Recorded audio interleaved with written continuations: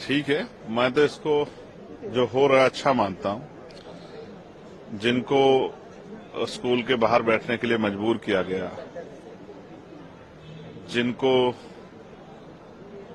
सार्वजनिक स्थानों पर जाने से रोका गया, जिन्होंने योग्यता के आधार पर अपनी जगह बनाई, जिनको सदन में जाने से रोका गया, जिन्होंने इस देश की महिलाओं के लिए, पिछड़े वर्ग के लिए कानून मंत्री के पद से इस्तीफा दे दिया, जिन्होंने लंबे समय तिरस्कार सहा सभी से, आज उन बाबा साहब अम्बेडकर पे चर्चा हो रही है।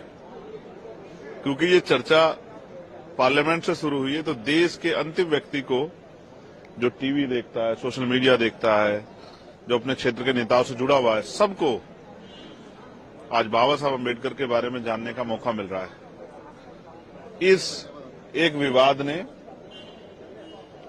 जिस महापुरुष को लंबे समय तक नकारा गया, मुख्यधारा से दूर रखा गया, उनके योगदान को, उनके ज्ञान को, क्योंकि वो अर्थशास्त्री भी थे, वो पत्रकार भी थे, वो शिक्षाविद भी थे, वो विधि के ज्ञाता भी थे, वो महिलाओं के मुक्तिदाता भी थे, वो वंचितों के रहबर भी थे।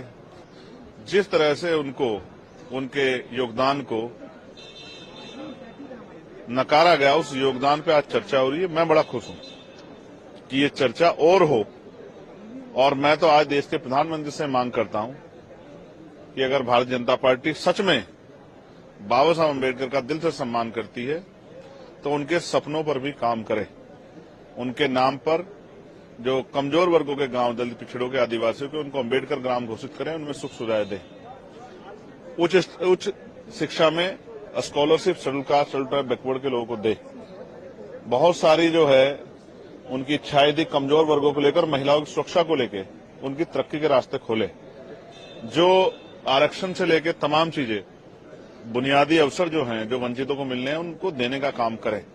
और जो हिंसा हो रही है, एक बार प्राइम मिनिस्टर ने कहा था कि दलितों को मत मारो, मुझे मार लो। उन पे जो हिंसा हो रही है दलित, आदिवासी, पिछड़ों पे, उस हिंसा को रोकने का काम करें। तब जाके शायद बाबा साहब अम्बेडकर को, क्योंकि बाबा साहब अम्बेडकर सिर्फ चित्र नहीं है, एक व्यक्तित्व है, एक चरित्र है, उस चरित्र पर भी काम करने का प्रयास करें। अगर नहीं प्रयास किया तो सिर्फ चित्रों से बाबा साहब अम्बेडकर का सम्मान नहीं हो सकता। ये शेखर जी, जो कल घटना हुई उसके बाद भारतीय जनता पार्टी के लोग राहुल गांधी के खिलाफ एफआईआर दर्ज कराए। ठीक है। कांग्रेस पार्टी के नेता जयराम रमेश का कहना है कि ये एफआईआर राहुल गांधी के खिलाफ नहीं है, बल्कि बाबा साहब के खिलाफ एफआईआर है। राहुल गांधी, बाबा साहब ने, मैं फिर आपको स्पष्ट करूं, हालांकि ये दोनों पार्टियों की आपसी वो है, कोई विवाद हुआ जिसको लेके वो जो है एफआईआर उन्होंने करी। लेकिन मैं फिर कह रहा हूं, जब आप संविधान पे हमला करते हैं तो भी बाबा साहब पे हमला होता है।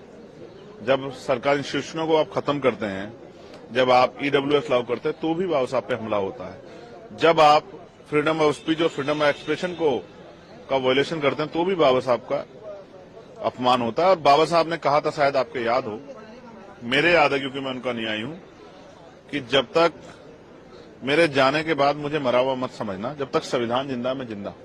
तो जब देश के लोकतंत्र और संविधान पे आप हमला करते हैं तो भी आप उन पर हमला करते हैं, वो किसी के द्वारा किया गया।